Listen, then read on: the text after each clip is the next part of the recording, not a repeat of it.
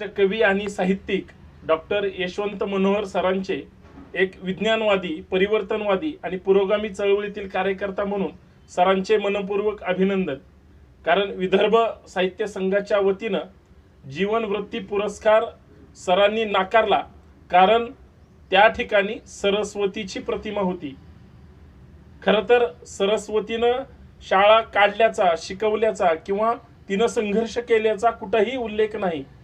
आणि आम्ही फक्त शिकलेली अडाणी माणसं काल्पनिक सरस्वतीचा स्वीकार करतो, परंतु ज्या सरस्वतीनं कुणालाही शिकवलं नाही अशी इतिहासात सुद्धा कुठेही नोंद नाही। पण दुसऱ्या बाजूला क्रांतिज्योती सावित्रीबाई फुलेंनी प्रचंड संघर्षातून स्त्री शिक्षण असेल किंवा इतर सगळ्यांसाठी एक शैक्षणिक ज्योत याच पुण्यातून पेटवली। ती सावित्री समाजाला कळू दिली नाही, म्हणून डॉक्टर यशवंत मनोहर सरांच्या पुरस्कार नाकारण्याच्या त्या भावनेमध्ये सावित्रीबाई फुलेंच्या विचारांचा आदर केला गेला, हाच या चळवळीचा विजय आहे। म्हणून आम्हाला काल्पनिक आणि थोतांड काही नकोय, तर विज्ञानवादी, परिवर्तनवादी आणि इतिहासाला इतिहासाची सांगड घालणारे विचार या महाराष्ट्राला अभिप्रेत आहेत। आज जर आमचा समाज समृद्ध आणि प्रगतीच्या दिशेने घेऊन जायचा असेल तर आम्हाला आमचा इतिहास कळायला पाहिजे। आम्ही काल्पनिक सगळं नाकारलं पाहिजे। जे थोतांड आहे, जे आमचं नाहीच, ते आम्ही का स्वीकारायचं, हे आज डॉक्टर यशवंत मनोहर सरांनी परत एकदा प्रतिबिंबित केलेलं आहे। कारण संभाजी ब्रिगेडच्या वतीनं, मराठा सेवा संघाच्या वतीनं खरा परिवर्तनवादी विचार, विज्ञानवादी विचार वेळोवेळी सांगण्याचा प्रयत्न केला। आम्हाला फक्त सावित्रीच अपेक्षित आहे, समाजाला सावित्री अपेक्षित आहे।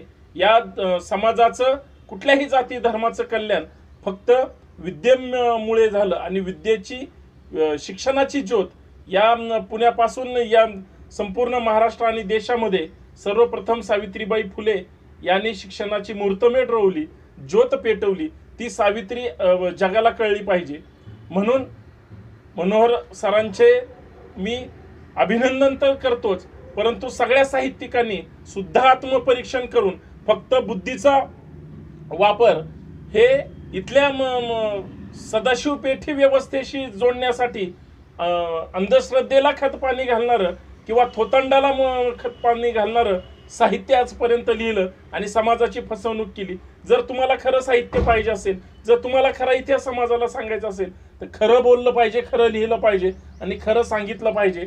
आणि हेच वेळोवेळी आम्ही प्रबोधनाच्या माध्यमातून चांद्यापासून बांद्यापर्यंत संभाजी ब्रिगेड सांगत आलेले आहे।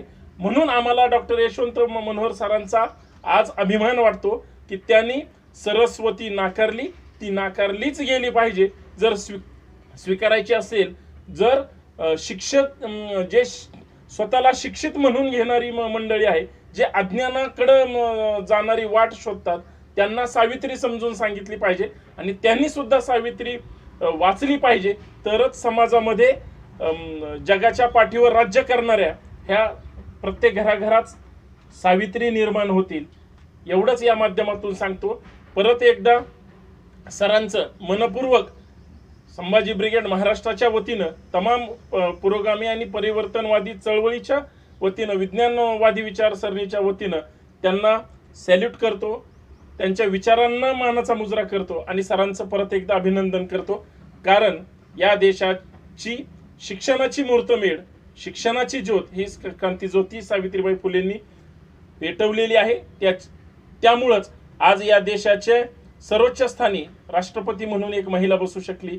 हा सावित्रीबाई फुलेंच्या विचारांचा विजय आहे। जय जिजाऊ, जय शिवराय।